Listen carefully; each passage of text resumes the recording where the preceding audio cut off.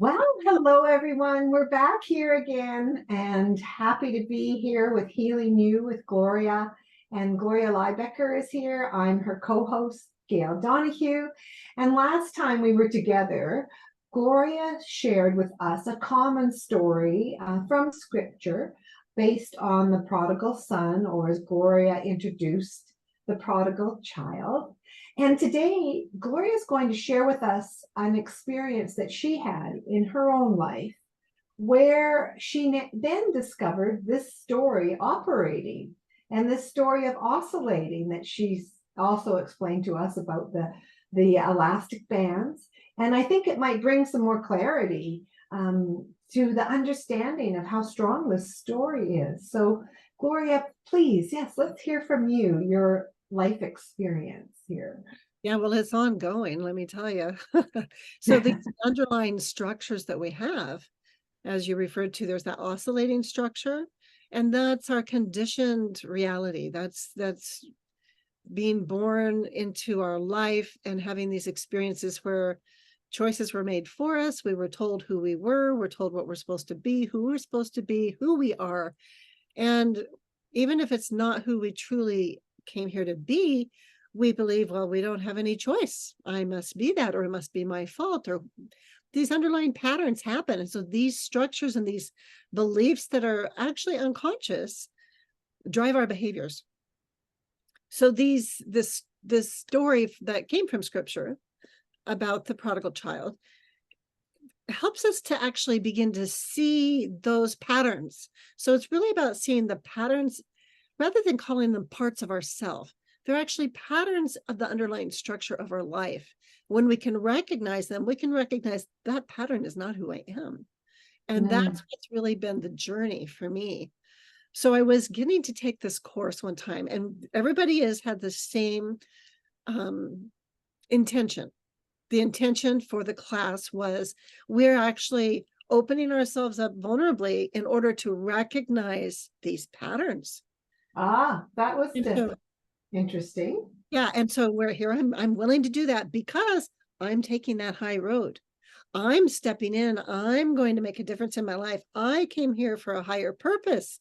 This is so important. This is what I'm doing. And in the midst of that, I found myself going immobilized, really scared about what's going to be found. Oh my gosh, somebody's going to find out what I never wanted them to know. And I could see in myself, it's like, there's certain patterns that, yeah, it's obvious. Yeah, I suffered from some different types of abuse when I was a kid. And then these things happened. But there was a part of me that was kind of justifying that because I was just, kind of behind the scenes blaming other people in my environment for what happened. Yeah. And Yeah. that's that subtle part, that part that I'd referred to that takes the high road. I'm going to do the right thing. And it can be so subtle, these patterns that have been conditioned into us. We have these ideals. So I have this ideal reality. And when I have this ideal reality, it can create conflict because, oh my goodness, I'm not actually showing up that way. And I'm supposed to show up that way. But it's more of a whisper because I'm being really good. I'm doing the right thing. So that can that idea that I'm doing the right thing and I'm being good can become a bit of a stronger voice or a stronger pattern, and then does that lead you so you can't see what's actually happening underneath? Well, what it does in my experience is it actually just makes that oscillating pattern stronger.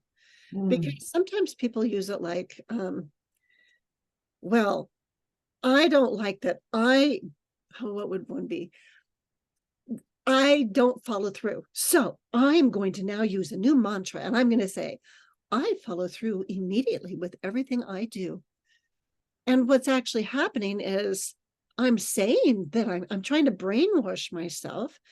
But if I really am trying to brainwash myself with something like that, the fact of the matter is the pattern's right there. And it's like, well, that's not true. And it makes it's just out of balance, and it makes that rubber band stronger. It keeps going back and forth and back and forth. And it's a conflict inside of ourselves. Yeah. or we're not being honest with ourselves. So when I could Well, just I want to interrupt you for just a second there, because I was wondering, because as you were saying that and talking about it makes the pattern stronger, I'm remembering how when you first were introducing this aspect of this foundational pattern and then this oscillating pattern that's there, that when we don't recognize what's true, it sounds like, and am I catching that piece right? Is that part of that keeps the oscillating pattern stronger, so that if you're focusing on I'm being such a good person, or I'm trying to brainwash myself to follow through, is that part of it that you're not recognizing that, oh gee, there's been this pattern where I don't follow through? yeah. Is that correct?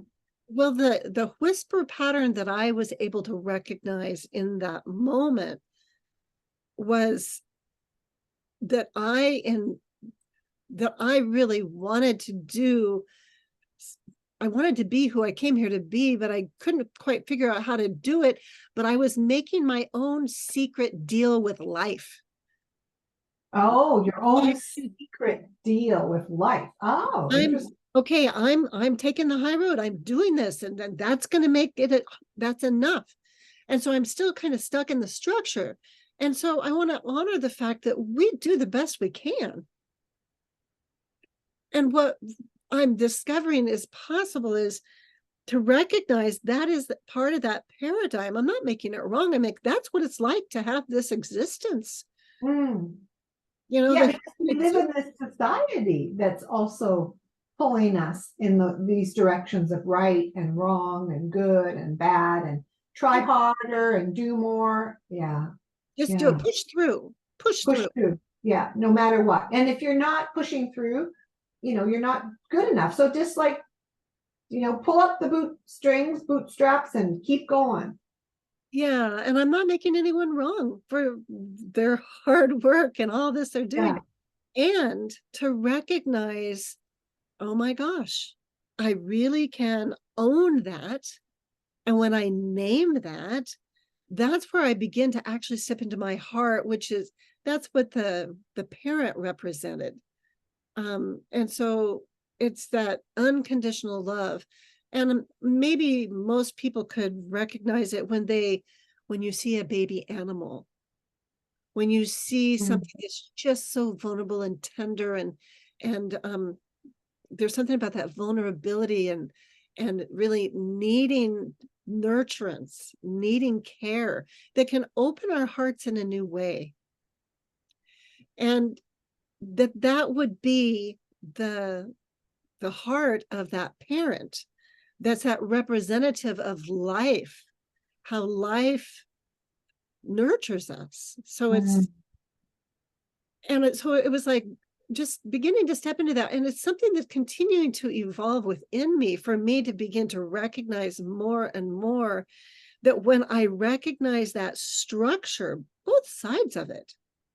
Oh yeah, I think that's really so key in what you're saying. Both sides of this structure and this oscillating structure, operating it with you and internally, but then families, society, it just grows outwards. So it's so important for us it sounds like that, to see it with care and compassion and understanding. Yeah. And the key for me, though, was when I recognized, oh my goodness, I've been sitting in my pattern of frozenness or beating myself up for being frozen. Mm-hmm. And then I have recognized that the people in community with me were not judging me. Mm-hmm. They were just acknowledging the truth. And the fact of the matter is, the truth does set you free when you're willing to allow it and to own it, to own the truth. So the recognition is key. Yeah. That sounds so important. And it also sounds like being in a community where people are welcoming truth, welcoming you, me, all of us, in whatever ways we're coming, we're being present and have lived our lives. And I think that speaks to the beauty of the courses that you offer in that building that community where you can have the safety to have someone beside you looking at the truth and not be made wrong and not feel a tsunami of shame and guilt and want to go into that frozen pattern again. Well, one of the beauties of being in the community is I'm not the only one that's revealing my patterns. Others are revealing theirs, and I start to recognize myself in others. And I recognize that when I have the courage to be honest, that empowers others to also be honest. And there's, oh my gosh, I get chills just even thinking about the power of community. Yeah. Wonderful. Well, this is a good place for us to end for today then. Thank you for sharing your story, Gloria, and your vulnerability to share how it was for you on this course and seeing this pattern coming up for you. And we'll both look forward to seeing all of you again at our next session. Thank you. Thanks. Bye. Bye now.